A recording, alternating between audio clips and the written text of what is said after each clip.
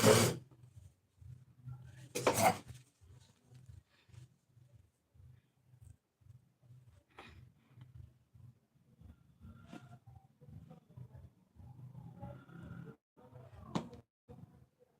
everyone, good evening. Long time no see.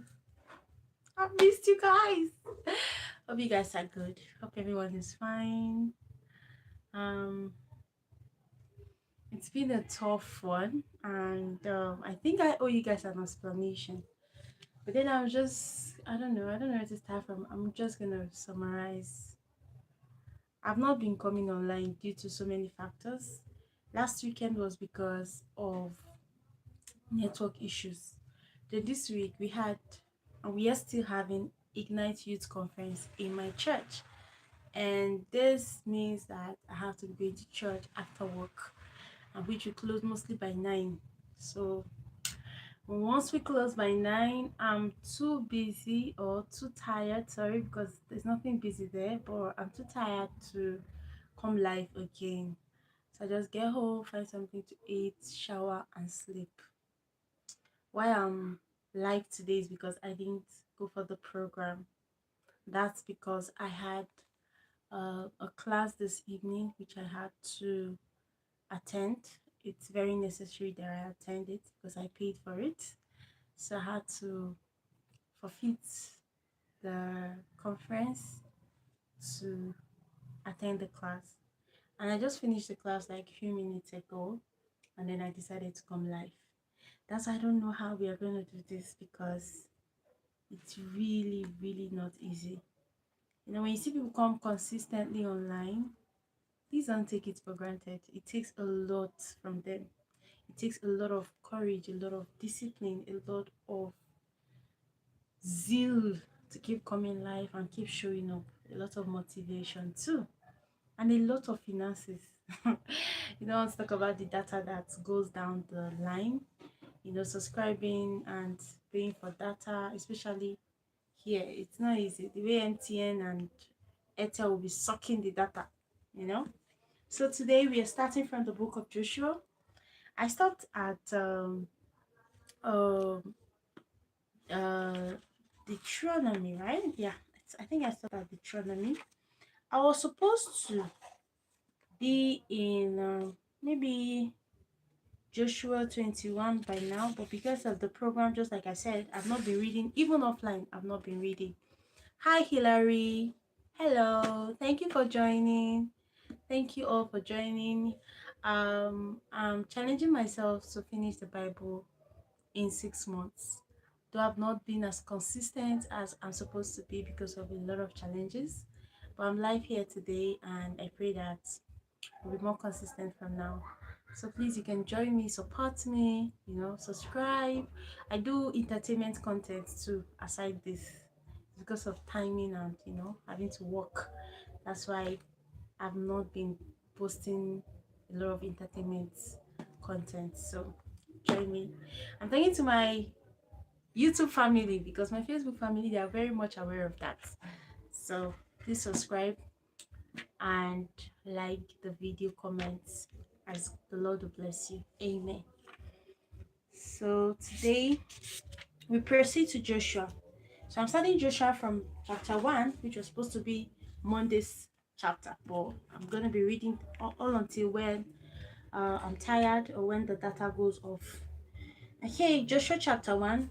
After the death of Moses, the Lord's servant, the Lord spoke to Joshua son of Nun, Moses' assistant. He said, "Now that my servant Moses is dead, you must lead my people across the Jordan River into the land I am giving them.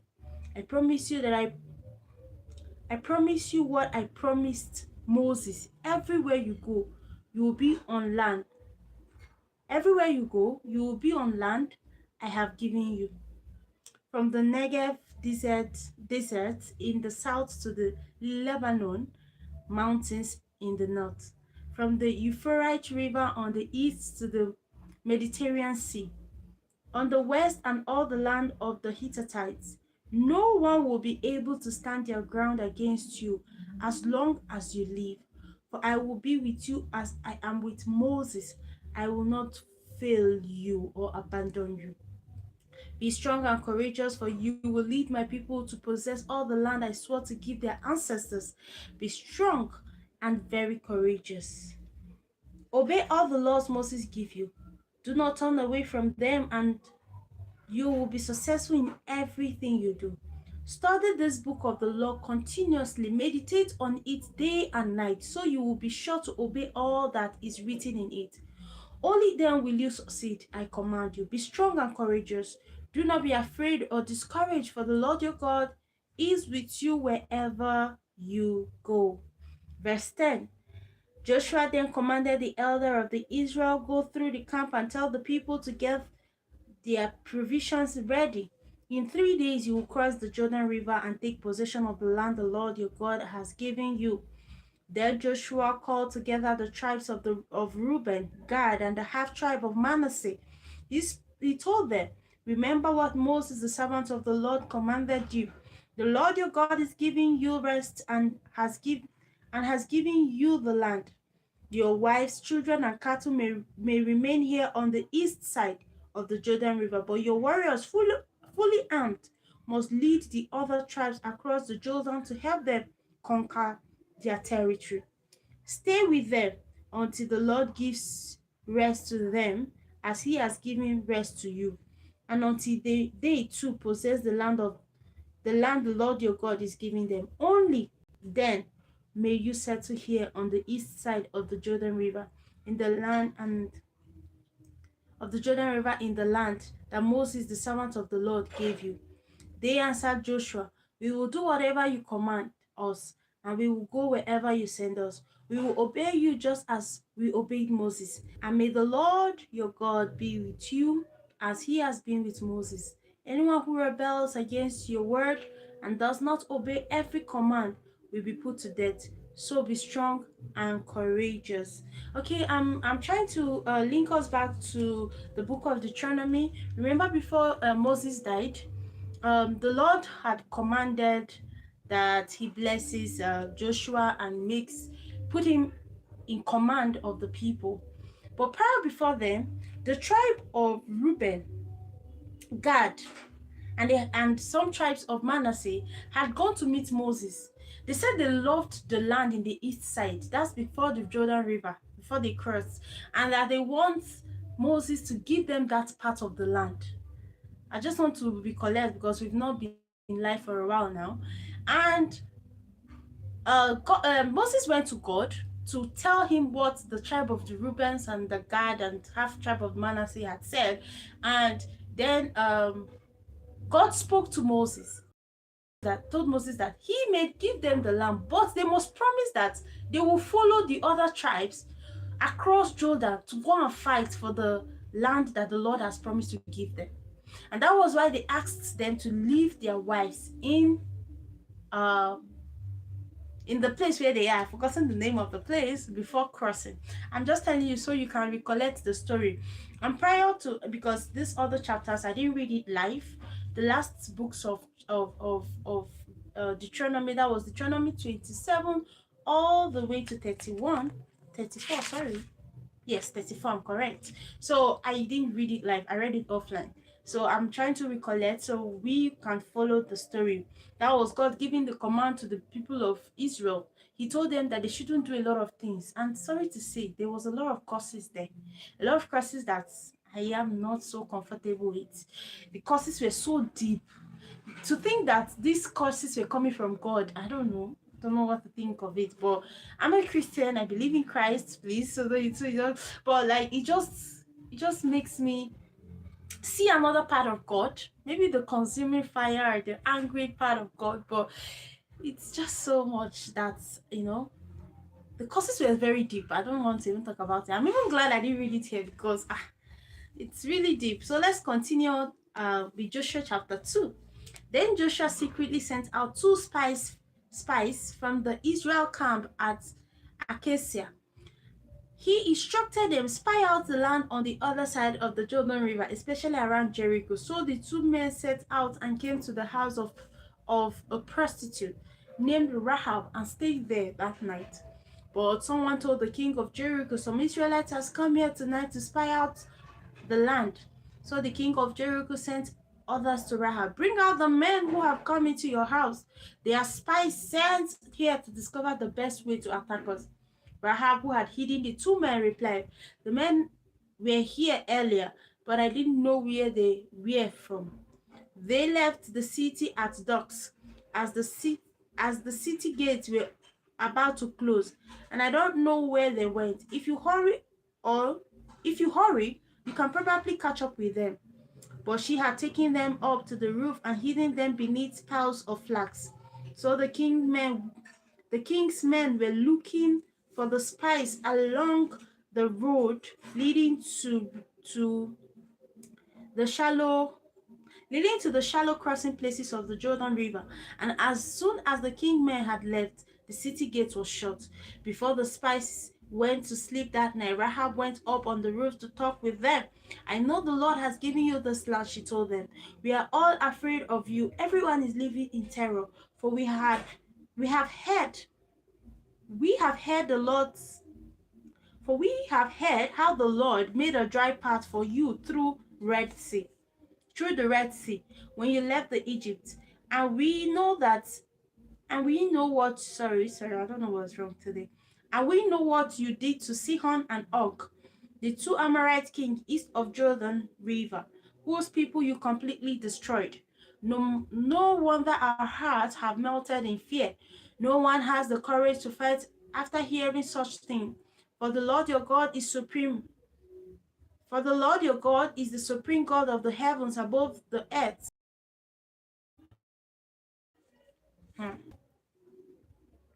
Okay.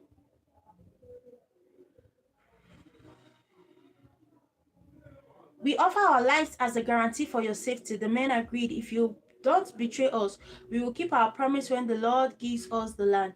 Then, since Rahab's house was built into the city wall, she let them down by a rope through the window, escaped to the hill country. She told them, hide there for 3 days until the men who are searching for you have returned.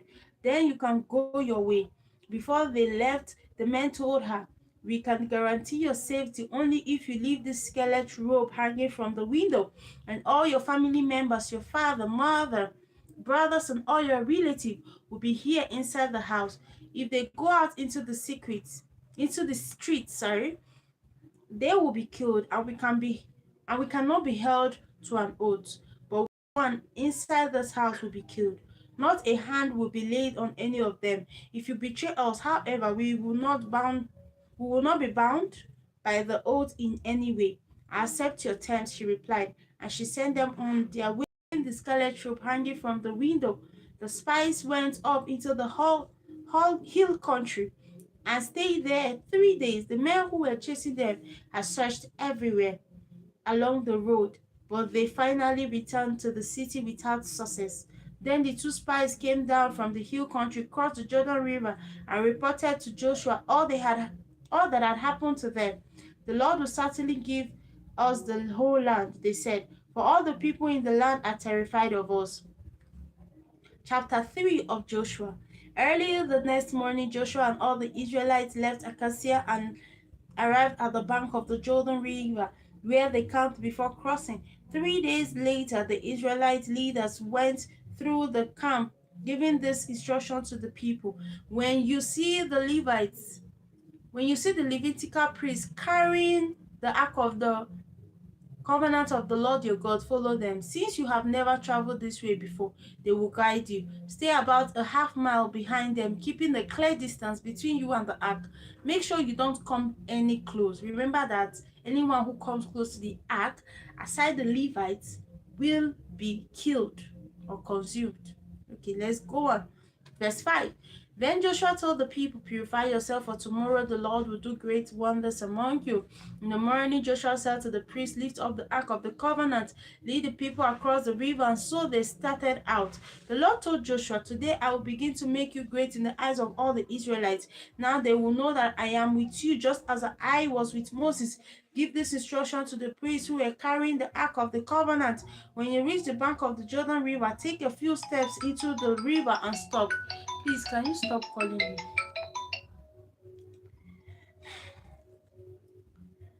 Okay.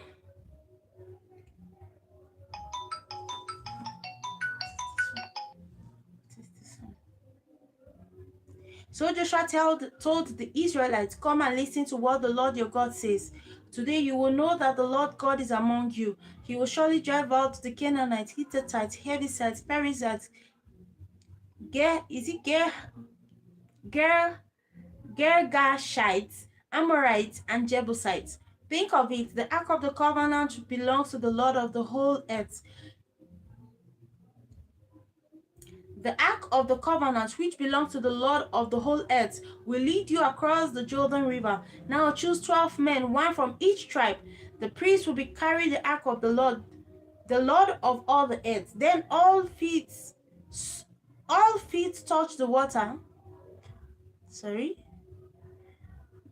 The priests will carry the Ark of the Lord of all the earth. When their feet touch the water, the flow of water will be cut off spring, and the river will pile up there in one heap.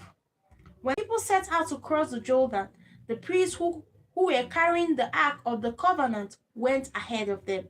Now it was the harvest season, and the Jordan was overflowing in its bank. But as soon as the feet of the priests who were carrying the ark touched the water at the river edge, the water began piling up at a town offspring called Adam, which is near Zaretan, and the water below that point flowed onto the Dead Sea until the river bed was dry. Then all the people crossed over near the city of Jericho. Meanwhile, the priests who were carrying the ark of the Lord's covenant stood on the dry ground in the middle of the river bed. As the people passed by them, they waited there until everyone had crossed the Jordan on dry ground. And that leads us to Joshua chapter 4. When all the people were safely across the river, the Lord said to Joshua, "Now choose 12 men, one from each tribe.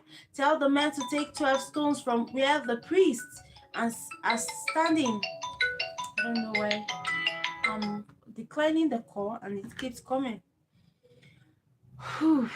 Tell the men to take 12 stones from where the priests are standing in the middle of Jordan and pile them up at the place where you come tonight. So Joshua called together the 12 men and told them, "Go into the middle of the Jordan in front of the ark of the Lord your God. Each of you must pick up one stone and carry it out in your shoulder. 12 stones in all, one of each of the 12 tribes. We will use these stones to build a memorial in the future. Your children will ask.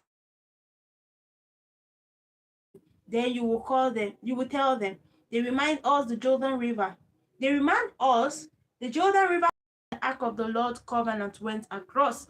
This stone will stand as a permanent memorial among the people of Israel." So the men did as Joshua told them. They took 12 stones from the middle of the Jordan River, one for each tribe, just as the Lord had commanded Joshua. They carried them to the place where they camped for the night and constructed the memorial there. Joshua also built another memorial of 12 stones in the middle of the Jordan at the place where the priests who carried the Ark of the Covenant were standing. The memorial remained there to this day. I would like to visit that, but then the river will be overflowing, right? The priests who were carrying the ark stood in the middle of the river until all the Lord's instructions, which Moses had given to Joshua, were carried out. Meanwhile, the people hurried across the riverbed, and when everyone was on the other side, the priests crossed over with the ark of the Lord. The armed warriors from the tribe of Reuben, Gad, and the half of tribe of Manasseh led the Israelites across the Jordan, just as Moses had directed. These warriors, about 40,000 strong, were ready for battles. They crossed over to the plains of Jericho in the Lord's presence. That day, the Lord made Joshua great in the eyes of all the Israelites, and for the rest of his life, they reverenced him as much as they had reverenced Moses. The Lord had said to Joshua, "Command the priests carrying the ark of the covenant to come up out of the riverbed." So Joshua gave the command, and as soon as the priests carrying the ark of the Lord's covenant came up out of the riverbed, the Jordan River flooded its banks. as before. The people crossed the Jordan on the 10th day of the first month, the month that marked their exodus from Egypt.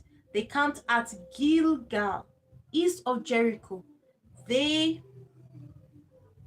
It was there at Gilgal that Joshua piled up the 12 stones taken from the Jordan River.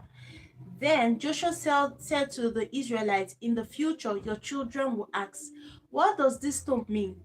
Then you will tell them, 'This is where the Israelites crossed the Jordan on dry ground. For the Lord your God dried up the river right before your eyes, and he kept it dry until you were all across, just as he did at the river at sorry just as he did at the Red Sea, when he dried it up until we had crossed over.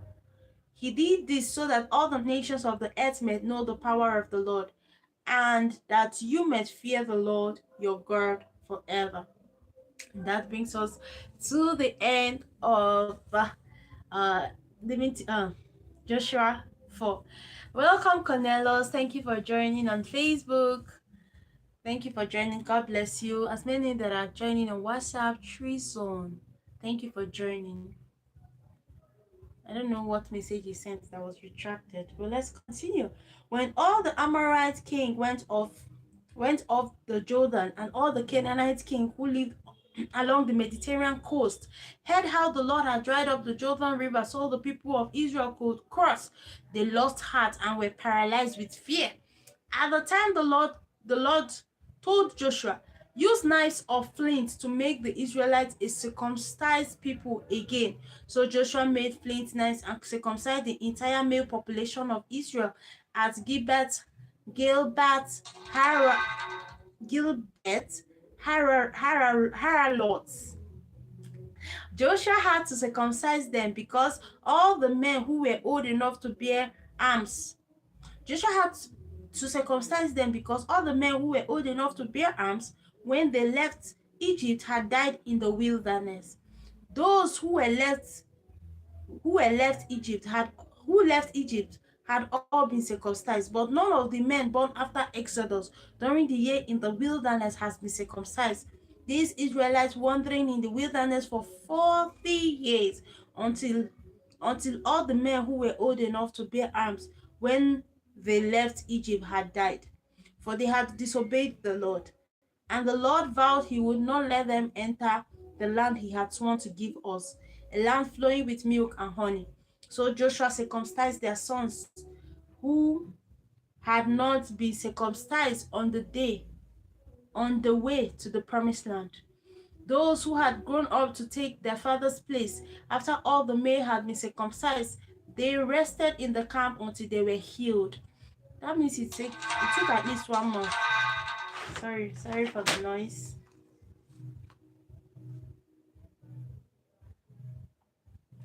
Okay.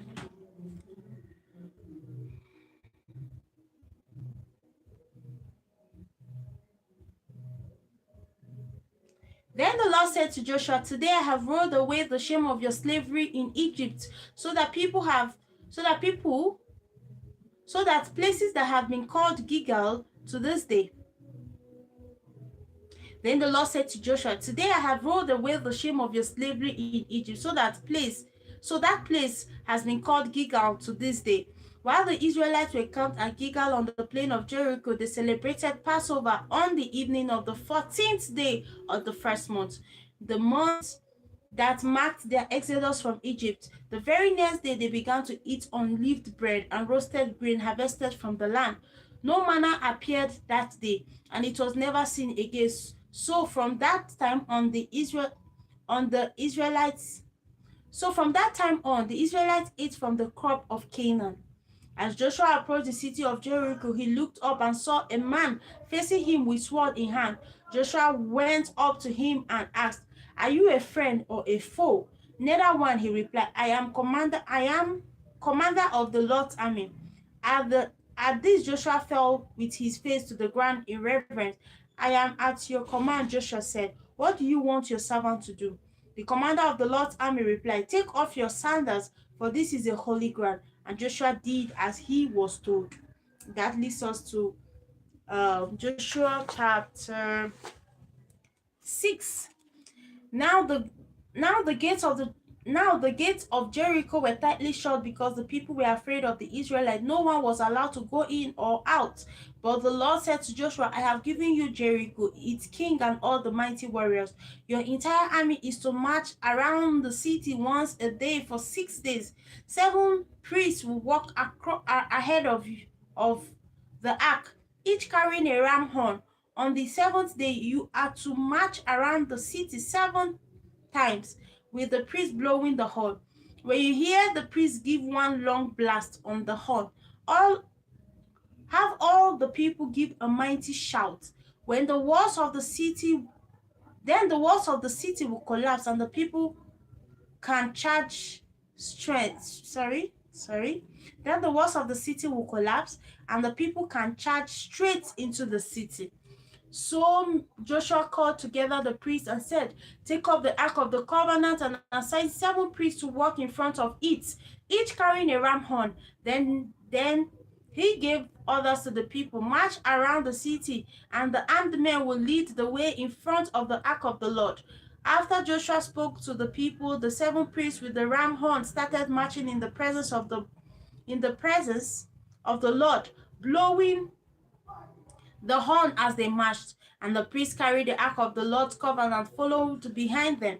Armed guards marched both in front of the priests and behind the ark, with the priests continually blowing the horn.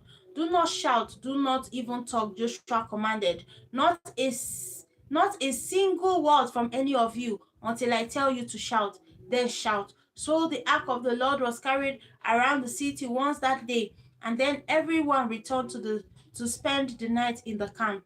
Joshua got up early the next morning, and the priests again carried the ark of the Lord.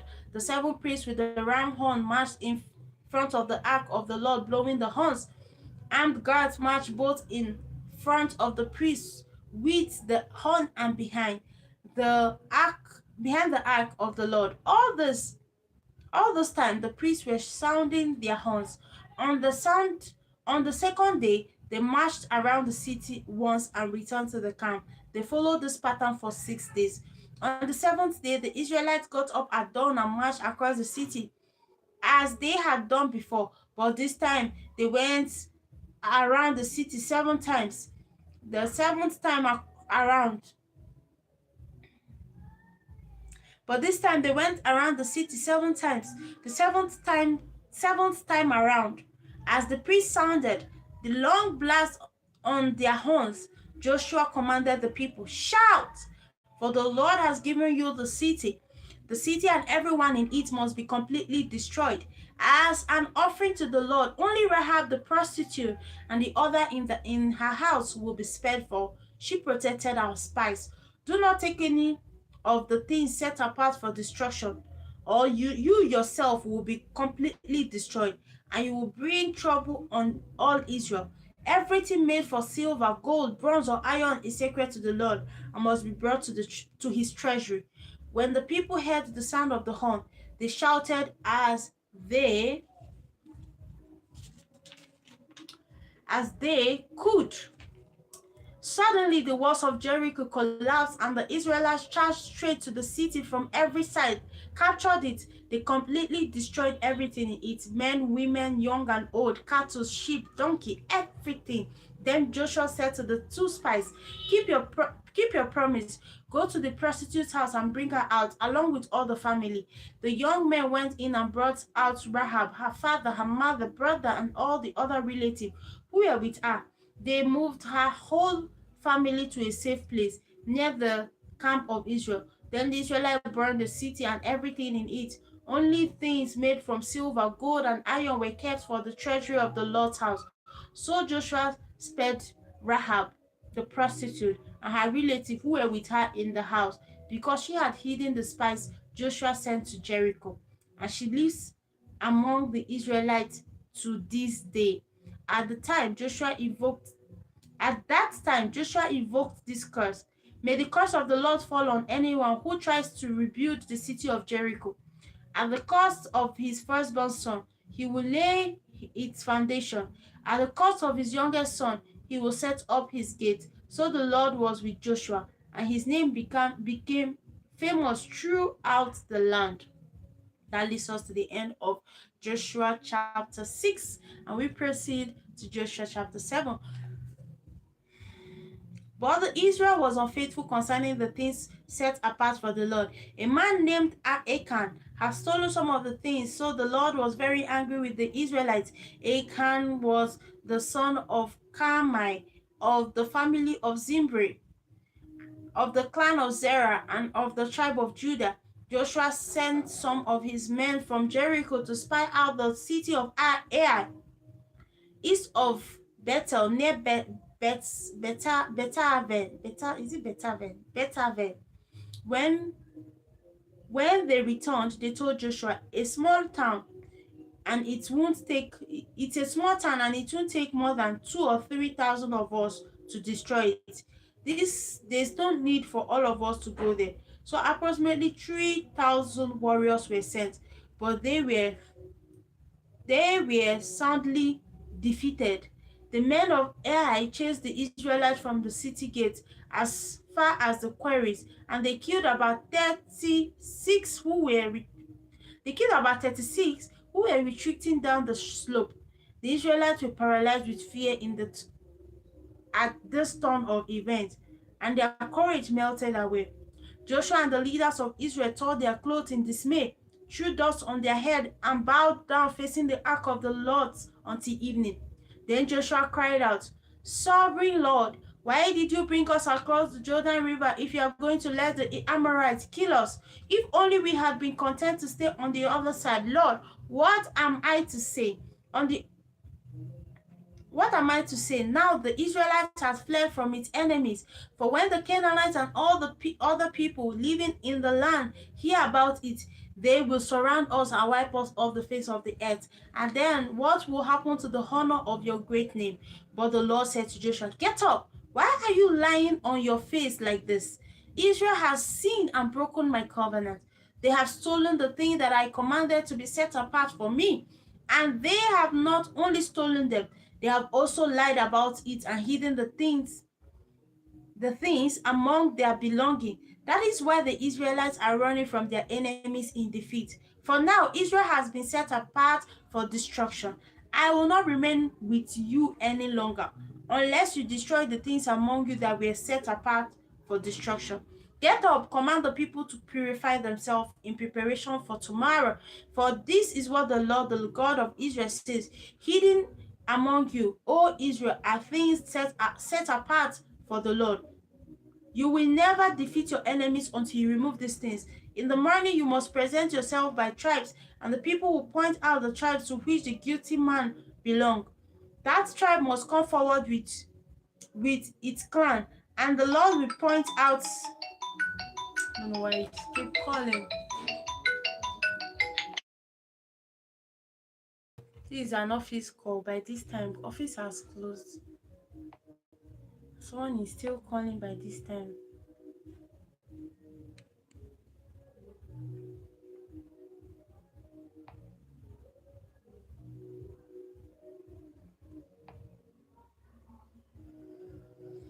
Okay.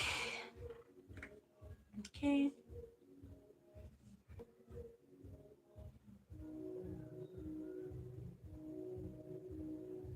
The one who has stolen what was set for destruction himself will be burned with fire, along with everything he has, for he has broken the covenant of the Lord and has done horrible things in Israel.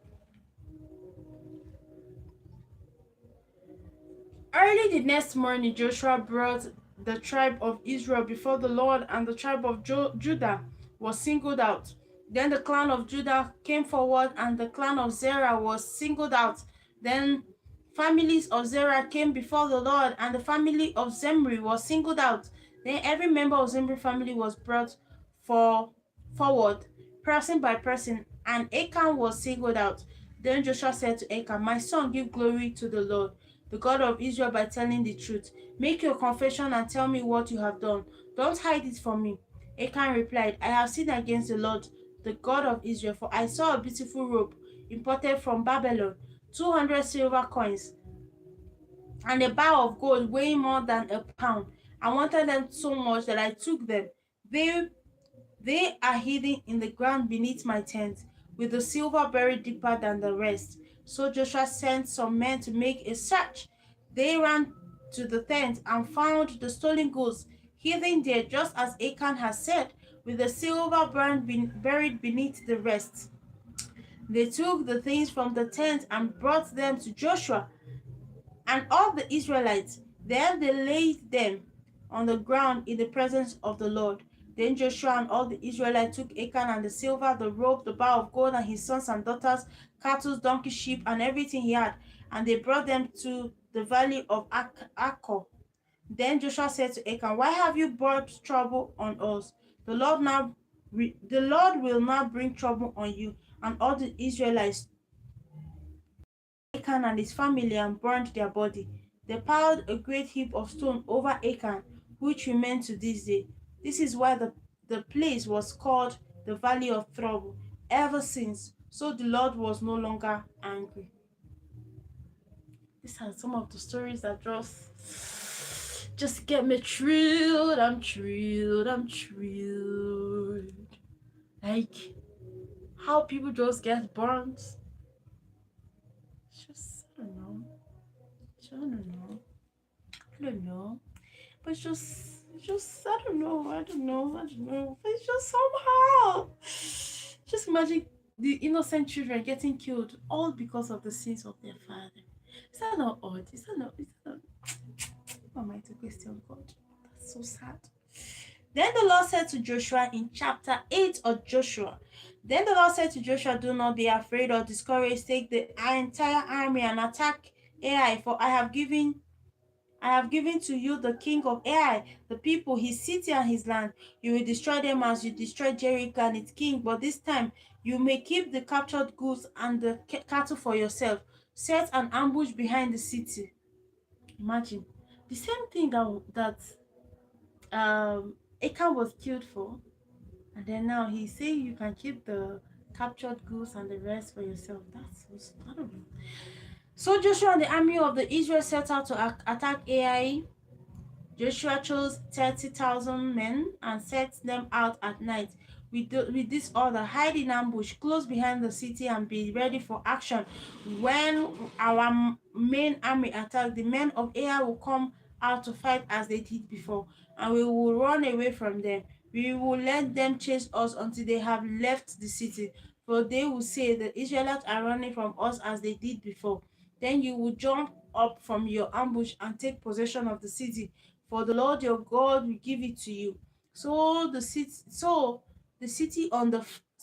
city on fire as the Lord commanded. You have your orders. So they left the night and lay an ambush between Bethel and the west side of Ai. But Joshua remained among the people, mourning. Early the next morning, Joshua roused his men and stated towards Ai, accompanied by the leader of Ai, with a valley between them and the city. That night Joshua sent 5,000 men to lie in ambush between Bethel and Ai on the west side of the city. So they stationed the main army north of the city, and the ambush west of the city. Joshua himself spent that night in the valley.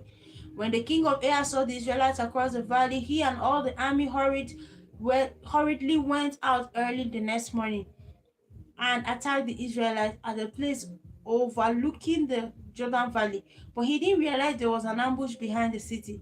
Joshua and the Israelite army fled towards the wilderness as though they were badly beaten, and all the men in the city were called out to chase after them. So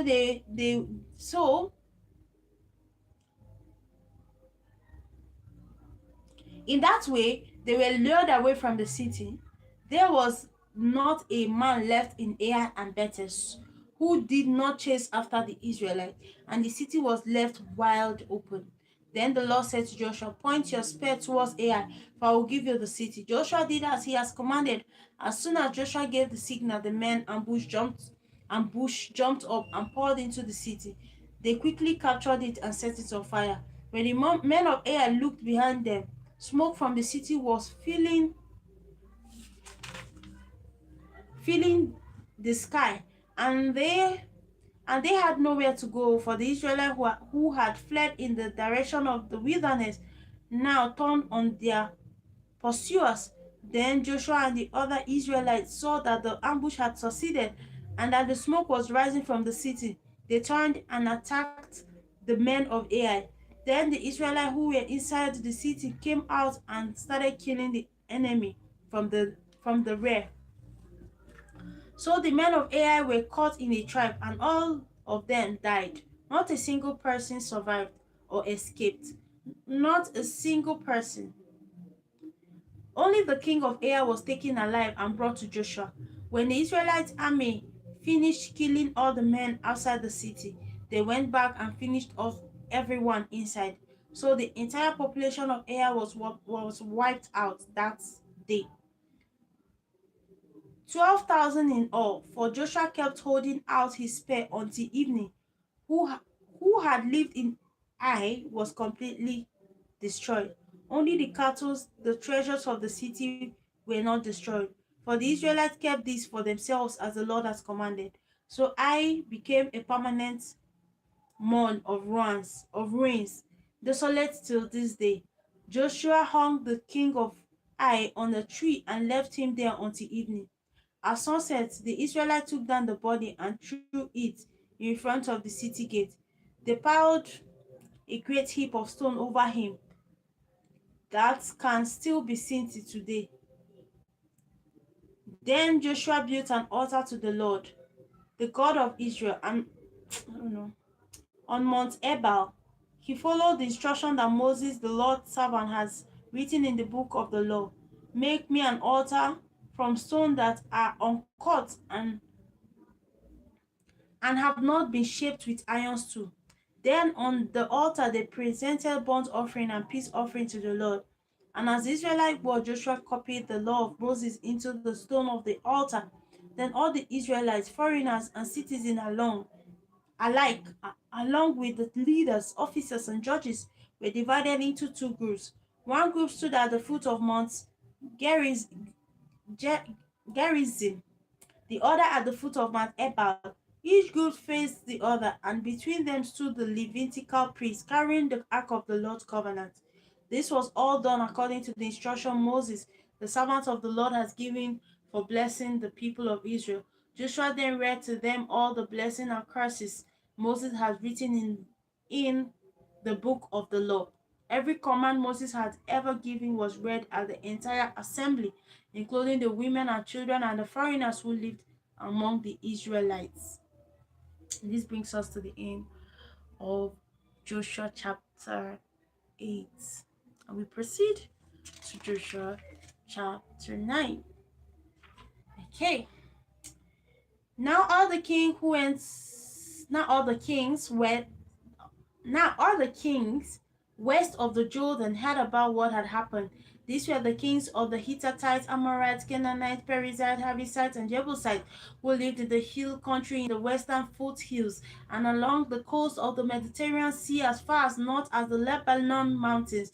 These kings quickly combined their armies to fight against Joshua and the Israelites.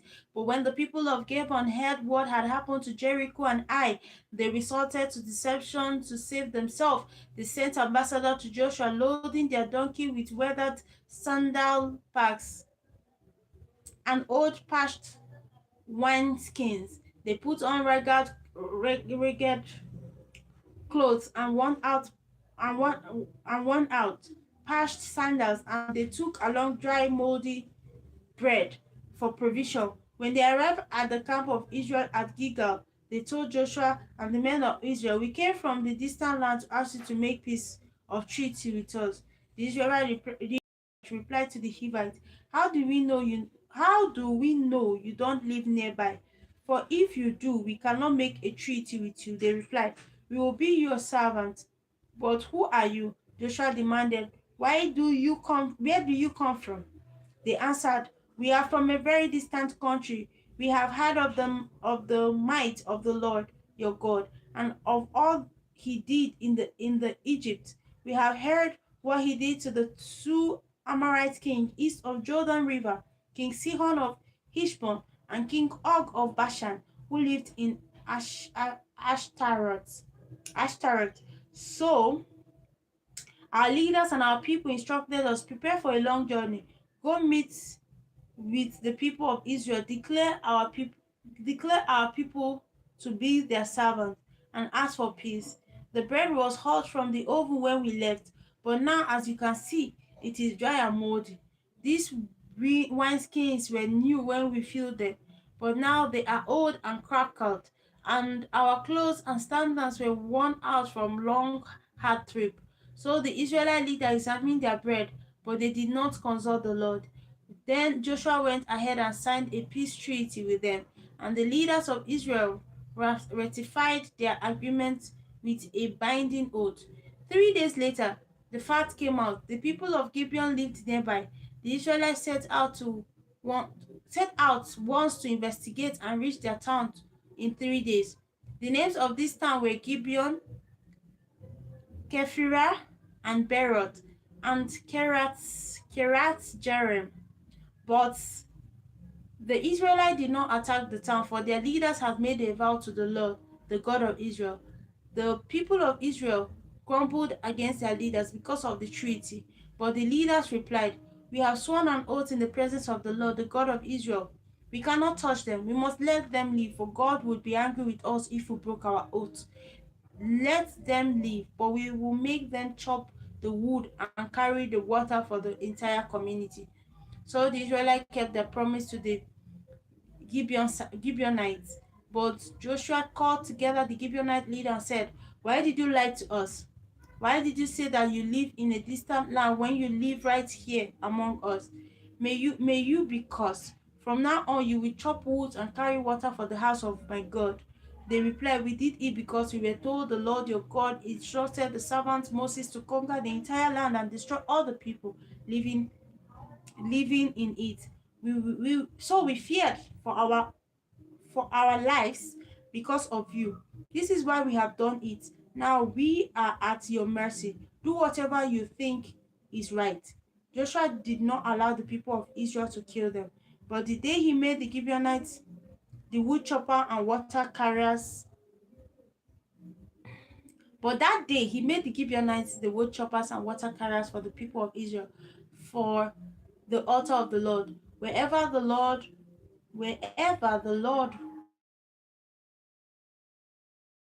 that arrangement continued of Joshua chapter 10, and we proceed to Joshua chapter 9, we proceed to Joshua chapter 10. And I think this will be the last chapter for today. So tomorrow we are supposed to be rounding up with Joshua, and I don't know how I'm gonna do it.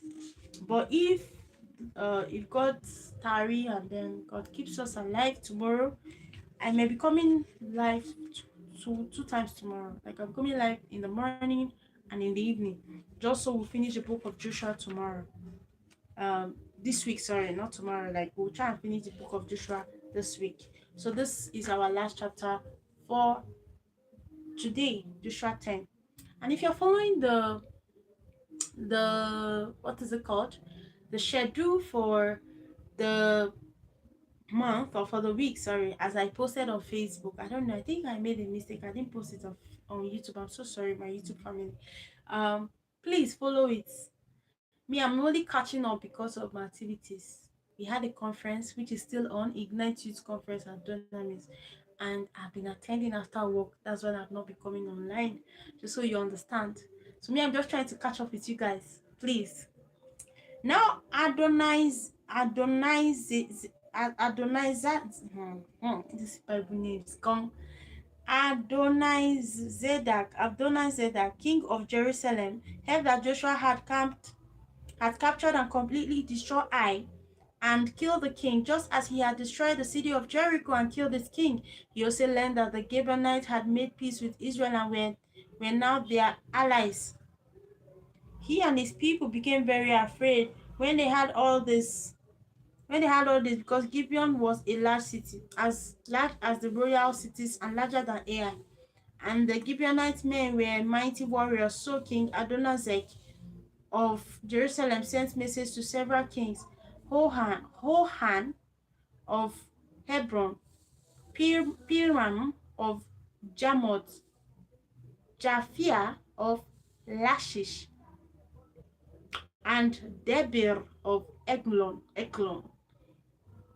Come and help me destroy Gibeon, he urged them, for they had made peace with Joshua and the people of Israel. So these five Amorite kings combined their armies for a united attack.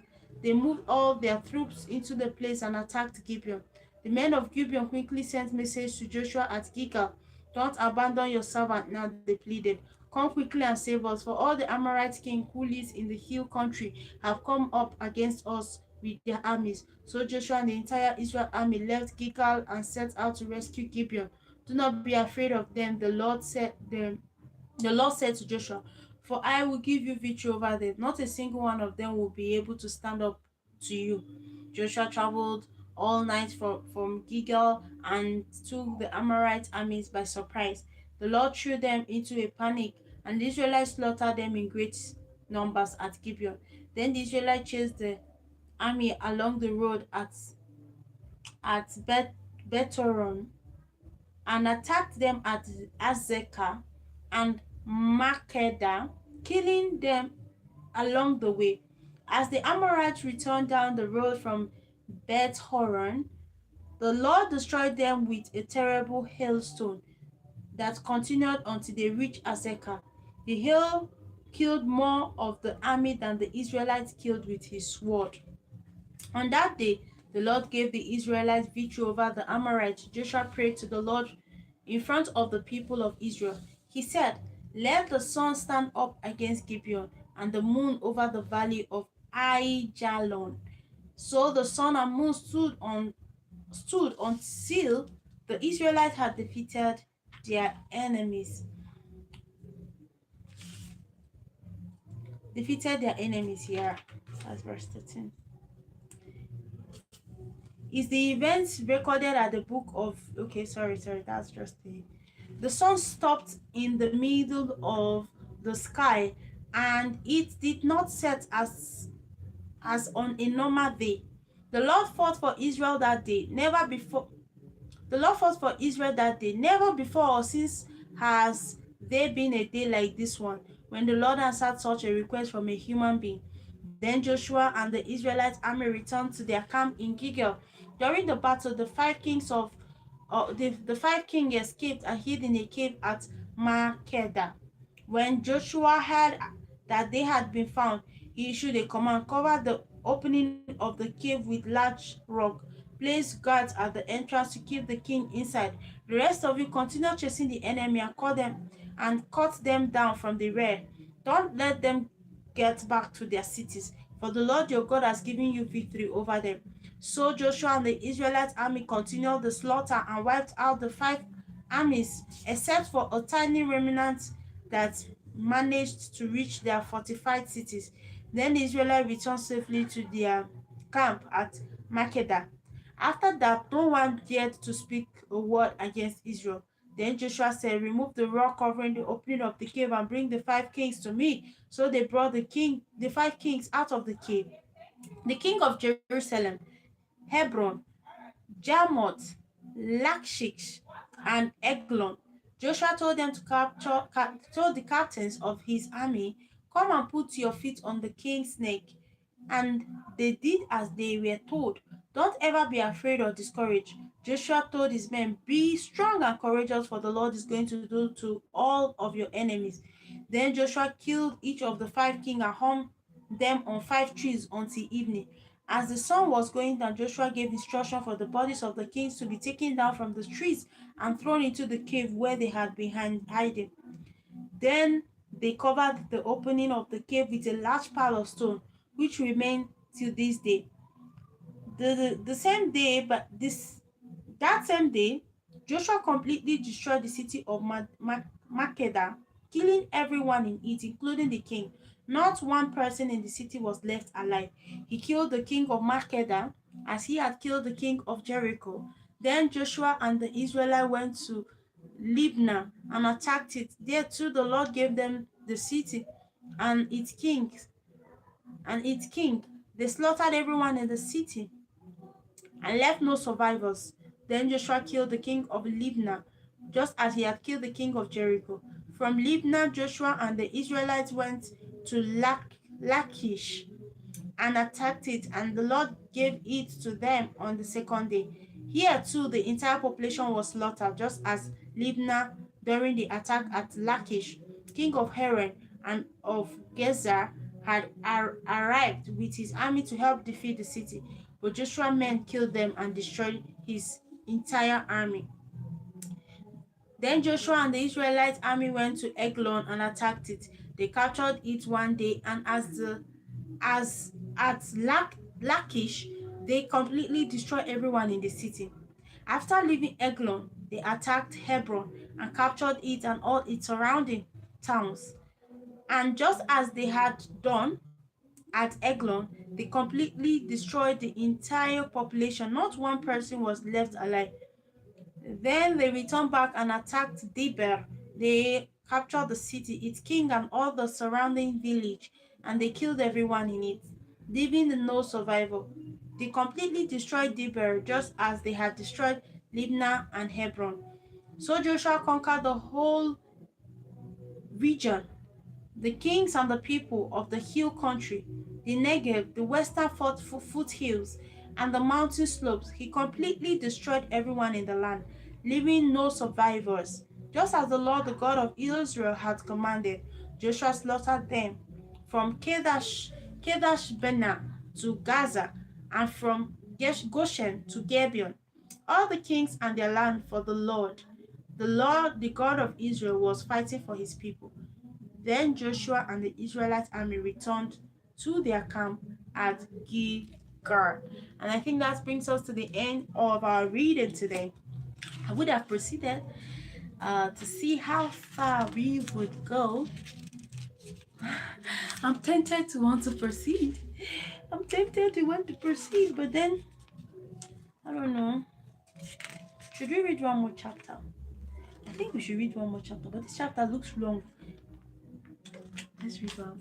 Let's read one more chapter. Let's read one more chapter. Okay. Okay, I think the one more chapter is 11. Let's see. When the king of Jeben of Hazor heard what had happened, he sent urgent message to the people, to the following king: king of Jobab of Madon, the king of Shimron, the king of Ashef, Ax, Ax, the king of, God have mercy, the king of Ashaf, is it Ashaf? Ash is Ashaf. I don't know. Sorry, I can't get it. It's no entry. The king of Eshaf,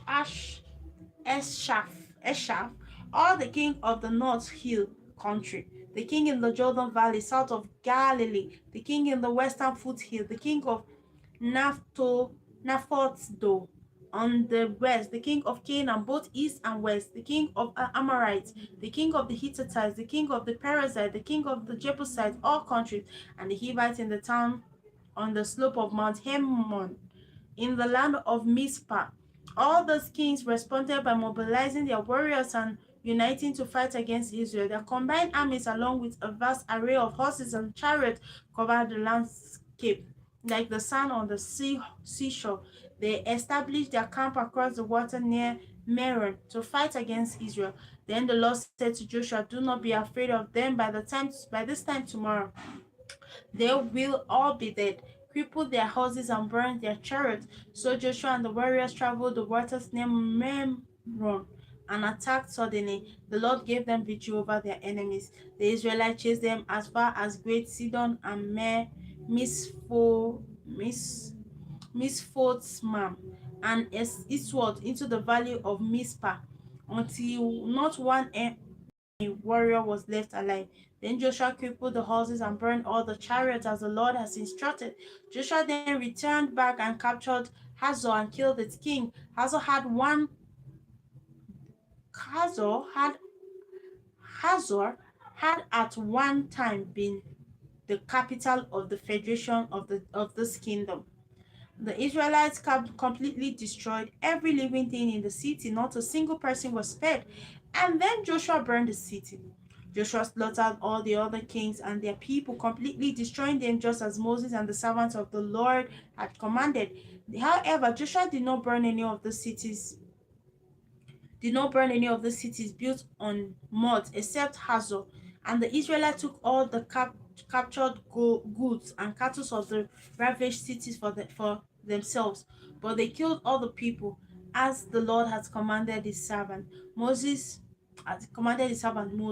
So Moses commanded Joshua, and Joshua did as he was told, carefully obeying all the Lord's instruction to Moses. So the entire so Joshua continued the entire region, the hill country, the Negev, the land of Goshen, the western foothill, the Jordan Valley, and the mountains and lowlands of Israel. The Israelite territory now exceeded all the way from Mount Helek, which led up to Seir, to Balgad at the foot of Mount Hermon in the valley of Lebanon. Joshua killed all the king of those territories, waging war for a long time to accomplish this. No one in the region made peace with the Israelites except the Hivites of Gibeon. All the others were defeated, but the Lord hardened their hearts and caused them to fight the Israelites instead of asking for peace. So they were completely and mercilessly destroyed, as the Lord has commanded Moses. During the period, Joshua destroyed all the descendants of Anak who lived in the hill country of Hebron, Dibir, Anab, and the entire hill country of the Judah and Israel. He killed them all and completely destroyed their towns. Not one was left in all the land of Israel, though some still remained in Gaza and Gath and Ashdod. So Joshua took control of the entire land, just as the Lord has instructed Moses. He gave it to the people of Israel as their special possession, dividing the land among the tribes. So the land finally had rest from the war. That leads us to the end of chapter 11, and I think I'm still going. I don't know. Let me go. I'm moving to chapter 12. I initially intended to stop at chapter 10, but see, I'm enjoying it. I feel like just moving on. Okay. These are the kings, chapter 12. These are the kings east of the Jordan River who had been killed and whose land had been taken. Their territories extended from the Anon. Oh, Papa Muzzle pull is in my hand. Oh, I think I folded it for long.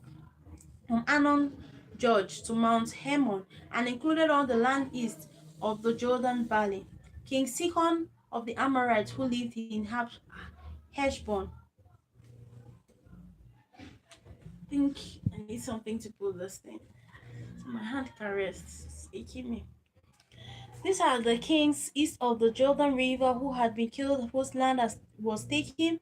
The territory exceeded from the Anon George to Mount Hermon and included all the land east of the Jordan Valley.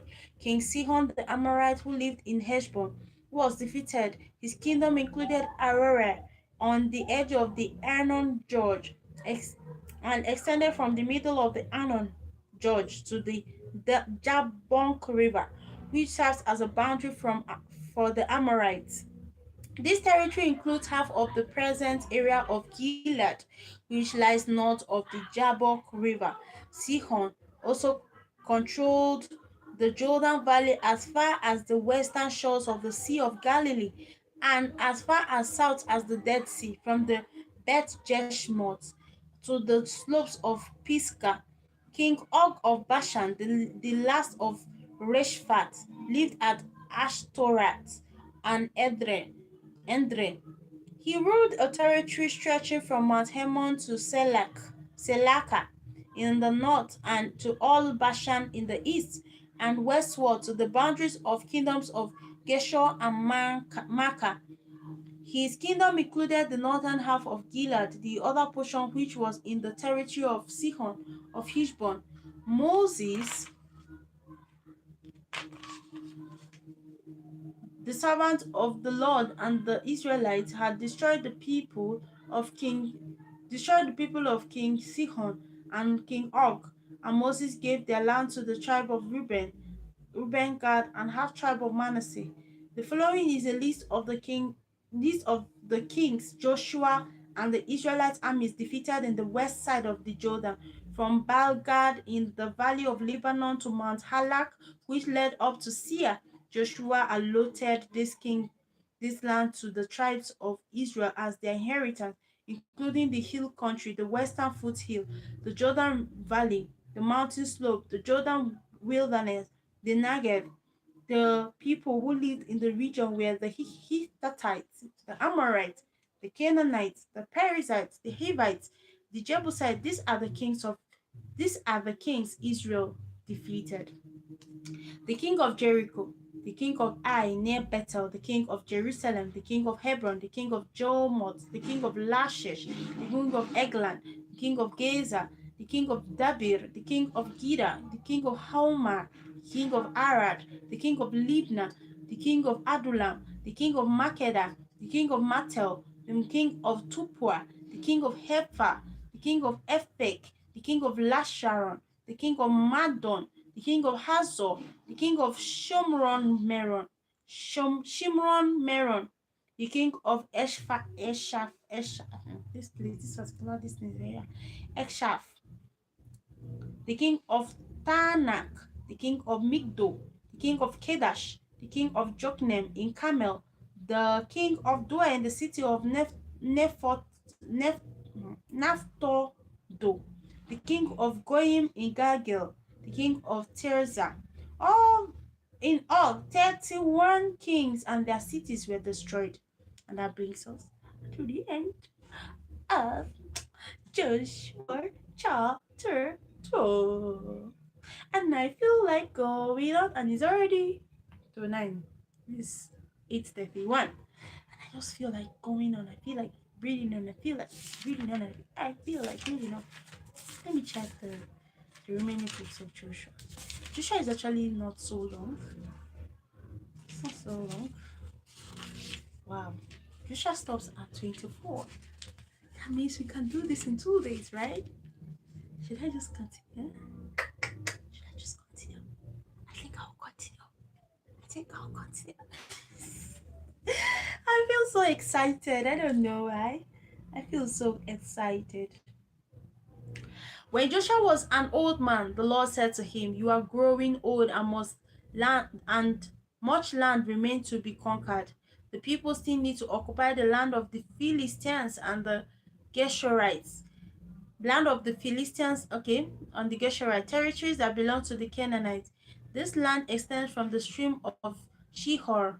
The land extends from the of Shihor, which is on the boundary of Egypt, northward to the boundary of Ekron, and include the 5 Philistine cities of Gaza, Ashdod, Ashkelon, Gath, and Ekron.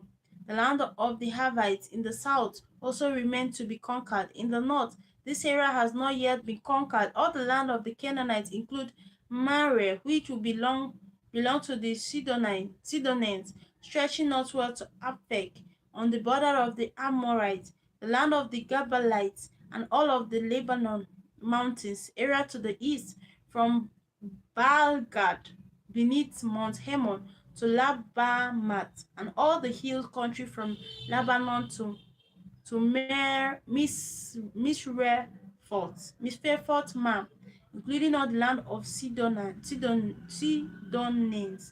I will drive these people out of the land for the Israelites. So be sure to give this land to the Israelites as a special possession, as I have commanded you.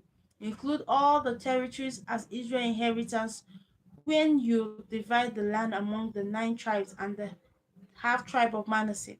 Half of the tribe of Manasseh and the tribe of Reuben and Gad had already received their inheritance on the east side of the Jordan, for Moses, the servant of the Lord, had previously assigned the land to them. The territory extended from Ararat the edge of the Aaron Gorge, including the town in the middle of the gorge, to the plain beyond Medaba. As for Gibeon, it as far as Gibeon, sorry, it also included all the towns of King Sihon of the Amorites who reigned in Heshbon and extended as far as the borders of Ammon. It included Gilead, the territory of the king of Eshur and Maacah, all of Mount Hermon, all of Bashan as far as Selaka, and all the territory of King Og of Bashan, who had reigned in Ashtaroth and Edrei. King Og was the last of Raphath, for Moses had attacked them and driven them out. But the Israelites failed to drive out the people of Geshur and Maacah, so they continue to live among the Israel to this day. Hmm. Moses did not assign any land to the tribe of Levi. Instead, as the Lord has promised them, the inheritance came from offering and burnt the offering burned on the altar to the Lord, the God of Israel. Moses had assigned the following area to the family of the tribe of Reuben. The territory extended from Ararat on the edge of the Arnon Gorge, including the town in the middle of the gorge, to the plain beyond Madeba. It included Heshbon and the other towns on the plain, Gibeon, Bamotzba,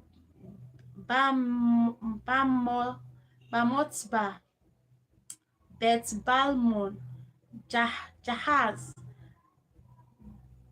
Kedamoth, Mephat, Kiriatam, Sibam, Simba, Zerite Shasha, on the hill above the valley, Botpur, the slope of Pisgah, and Beth Shemoth.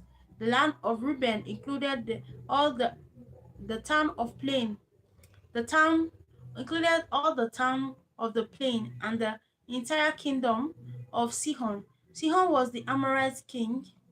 Sihon was the Amorite king who had reigned in Heshbon and was killed by Moses along with the chiefs of Midian, Evi, Rakim, Zoar, Hor, and Reba, princes living in the region who were allied with Sihon.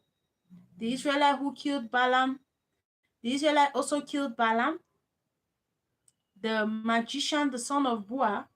The Jordan River marked the western boundary of the tribe of Reuben. The towns and valley in the area were given as an inheritance to the family of the tribe of Reuben. Moses had assigned the following area to the families of the tribe of Gad. The territory included Jazer, all the towns of Gilead, and half of the land of Ammon, as far as the town of Arah, just as of Rabbah. It extended from Heshbon to Ramat Mitzpah and Metonim, and from Mahanam to Lo Debar. In the valley where Beth Haram, Beth Nimrah, Sukkot, Zephon, and the area of the king of Sihon of Heshbon. The Jordan River was the west border, extending as far north as the Sea of Galilee. The town and the villages in the area were given as inheritance to the family of the tribe of Gad. Moses had assigned the following area to the family of the half-tribe of Manasseh. The territory extended from Maham, including all Bashan, all the former kingdom of King Og, and the 60 towns of Jair in Bashan.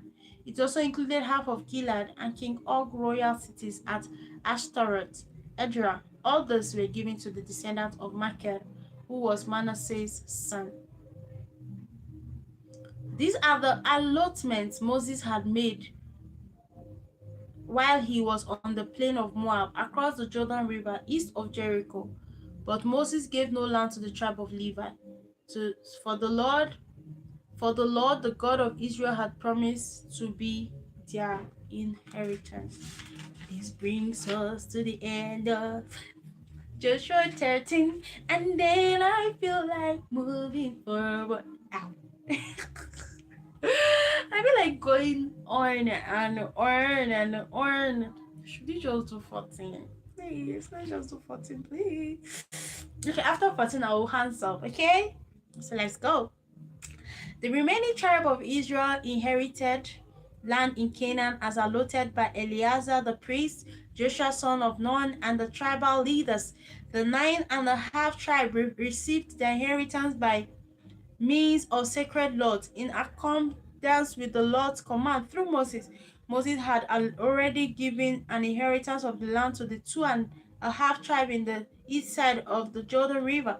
The tribe of Joseph had become two separate tribes, Manasseh and Ephraim, and the Levites were given no land at all, only towns to live in and the surrounding pasture land for their flocks and herds to be distributed. So the distribution of the land was in strict accordance with the Lord's instruction to Moses. A delegation from the tribe of Judah led by Caleb son of Jephunneh the Kenites came to Joshua at Gilgal. Caleb said to Joshua, "Remember what the Lord said to Moses, the man of God, about you and me when we were at Kadesh Barnea. I was 40 years old when Moses, the servant of the Lord, sent me from Kadesh Barnea to explore the land of Canaan and I returned and gave from my heart a good report. But my brother who went with me frightened the people and discouraged them from entering the promised land. For my part, I followed the Lord my God completely. So that day Moses promised me the land of Canaan, on which you were just working the land of Canaan on which you were just walking will be your special possession. The Lord, okay, there's a lot of, let me read this chapter again. So that day Moses promised me the land of Canaan on which you were just walking will be your possession. I don't understand. The English is not telling. And that of all your descendants, and that of your descendants forever, because you wholeheartedly followed the Lord my God. Now, as you can see, the Lord has kept me alive, and well as he promised for all the 45 years since Moses made his promise. Even while Moses wandered in the wilderness today, I am 85 years old.